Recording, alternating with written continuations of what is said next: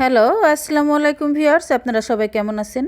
আশা করি সবাই অনেক অনেক ভালো আছেন। আমিও আলহামদুলিল্লাহ ভালো আছি। আপনাদেরকে আজকে দেখাতে যাচ্ছি খুব সুস্বাদু ইলিশ পোলাওর রেসিপি। তো দেখুন, প্রথমে আমি চুলায় একটা কড়াই বসিয়ে দিয়েছি। আমি এখানে তেল গরম করে নিয়ে পেঁয়াজ বেরেস্তা করে নিব। কোনো সম্পর্ক যদি আপনাকে মানসিক যন্ত্রণা দেয়, অসম্মানিত করে এবং আপনার মনের শান্তি নষ্ট করে, তাহলে সেই সম্পর্ক আপনার জীবন থেকে আজই মুছে ফেলুন। প্রচণ্ড তৃষ্ণা পেলেও যেমন আপনি বিষ পান করবেন না, তেমনি জীবনে প্রচণ্ড একা অনুভব করলেও যার তার সাথে সম্পর্ক স্থাপন করবেন না। তো দেখুন, আমি পেঁয়াজটাকে লাল লাল করে ভেজে নিচ্ছি। আমার কিন্তু পেঁয়াজ বেরেস্তা হয়ে গিয়েছে। আমি একটা ফ্রিজে তুলে নিচ্ছি।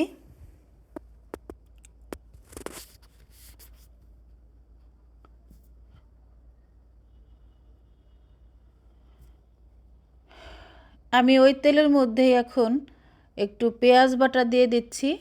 এখানে কিন্তু বাটা পেঁয়াজটাই ব্যবহার করতে হবে, তাহলে সবচেয়ে ভালো হবে। এখন পেঁয়াজটাকে আমি সুন্দর করে কাঁচা গন্ধ যাওয়া পর্যন্ত ভেজে নেব।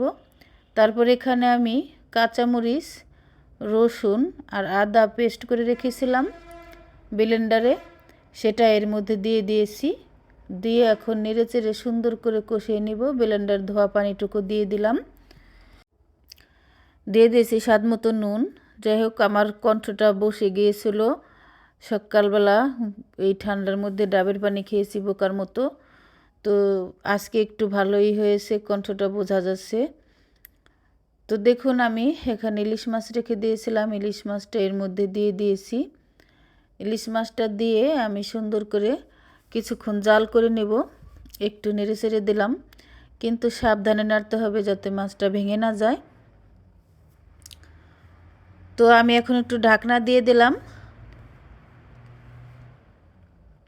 ঢাকনা খুলে এখন আমি মাছগুলোকে একটু উল্টিয়ে দেব, যাতে দুই পাশেই ভালোভাবে সিদ্ধ হয়। আমরা যারা নতুন আছি তাদের উদ্দেশ্যে বলছি, আসুন আমরা সবাই সবাইকে সাপোর্ট করি। সবাই সবাইকে সাপোর্ট করলে কিন্তু ভিডিও করার উৎসাহ বেড়ে যায়, আর আমরা একে অপরের সাহায্যে কিন্তু সামনের দিকে এগোতে পারবো। আর পুরাতন কন্টেন্ট ক্রিয়েটর যারা আছেন, বড় কন্টেন্ট ক্রিয়েটর, তাদের উদ্দেশ্যে একটা কথাই বলবো, আপনারা যেভাবে সফলতা অর্জন করেছেন সেভাবে আমাদেরকে সাজেস্ট করবেন, যাতে আপনাদের দ্বারা আমরা একটু উপকৃত হই। কেউ হিংসা বিদ্বেষ মনের মধ্যে না রেখে আসুন আমরা সবাই সবার জন্য সাহায্য করি, সবাই সবাইকে সাপোর্ট করি। তো দেখুন, আমি মাছগুলোকে কিন্তু অন্য একটা প্লেটে তুলে নিয়েছি।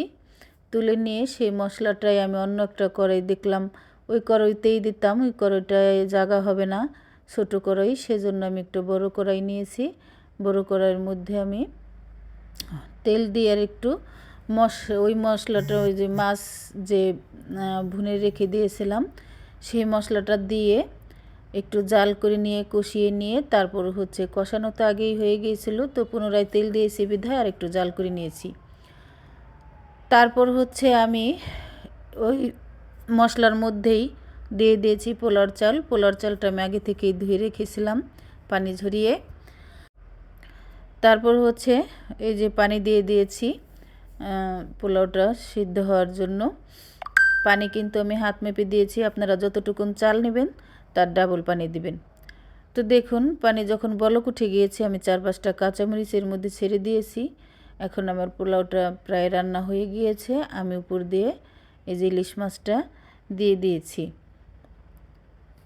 ইলিশ মাছটা দিয়ে তারপর হচ্ছে একটু ঢাকনা দিয়ে ঢেকে দিলাম। সংবিধিবদ্ধ সতর্কীকরণ, আপনারা যারা আমার ভিডিও দেখবেন না তারা আমাকে ফলো দিবেন না, সাবস্ক্রাইব করবেন না প্লিজ। আমি উপর থেকে এই যে দেখেন আমি পেঁয়াজ বেরেস্তা দিয়ে দিয়েছি। আজ তাহলে পর্যন্তই। আল্লাহ হাফিজ।